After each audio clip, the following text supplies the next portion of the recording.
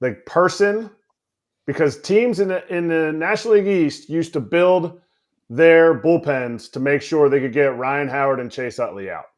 And I said, I'll go even one on top of that.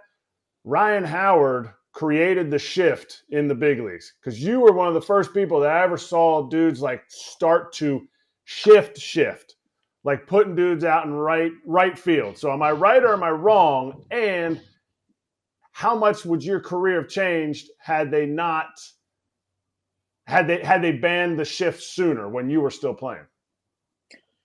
So they were shifting Barry first, Bonds. Okay, that's So that fair. was the That's fair. first where I had seen teams shift was they were shifting Barry, and then it fell upon other, I guess, below average speeded runners. I didn't like think of myself as a below average runner, but not those that weren't very swift of foot from the Fleet of left foot. side. Right. So, but I think that it started with Barry. And then, yeah, I mean, it was a difference maker because I remember having those conversations with Milt and just saying, like, man, I feel like I'm losing like 50, 60 hits a year, like from from the shift because you're battling and balls up the middle or seeing eye singles or hard line drives that are in the outfield and guys are making plays on them. Like those are supposed to be hits.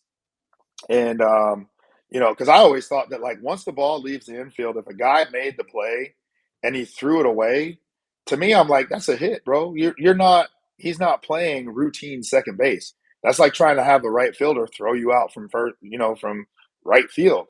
It's a different throw. But and I told my wife, I told Crystal, I said, watch what happens. I said, once I get out of the game, they're gonna switch this up.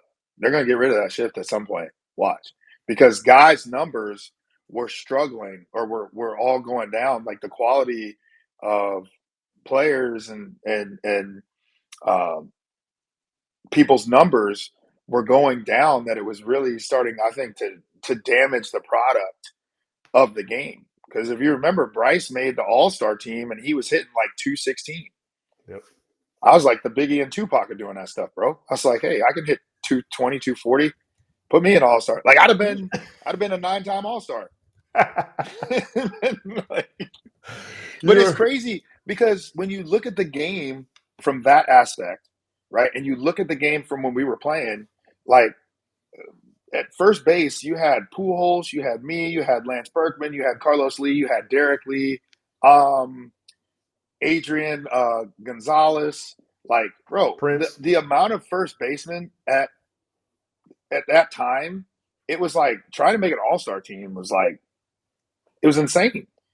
But everybody was hitting in order to make an all-star team, you had to be hitting like on the low 290. Yep. So when averages went down and strikeouts and people stopped caring about strikeouts, I was like, well, damn, I wish they would have not cared about strikeouts when I was playing because that's all I kept hearing about was like I didn't get any Cy Young consideration for striking out almost damn near 200 times. Like, what's going on? You know? So it's like me and Mark Reynolds. It's like it's funny because pitchers can win the Cy Young and the MVP, but like me and Mark Reynolds didn't get any kind of Cy Young consideration for striking out damn near 200 times. So it's like, 200 let's strikeouts. make it fair, guys. Let's go. What are we doing? What are we doing?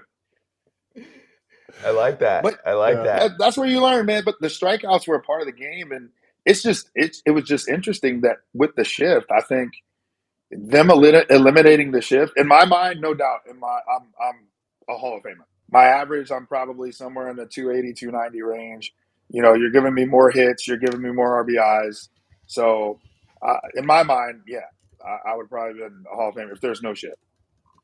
And, I and it's agree. a good call. Hey, I'm with you, and it's also a good call on damaging the product because it was not pretty to watch. I'm telling you. I mean, from a fan perspective, it got ugly to watch on the field, and it's not like other sports didn't adjust and evolve with the times. We were just slower on that department. So, last one for me is on the slowness there. What if DH was an option in the NL for your entire career as well. Obviously, you could do your thing at first, but number one, give the legs a blow.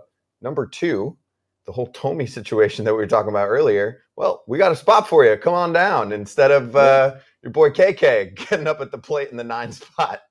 Yeah.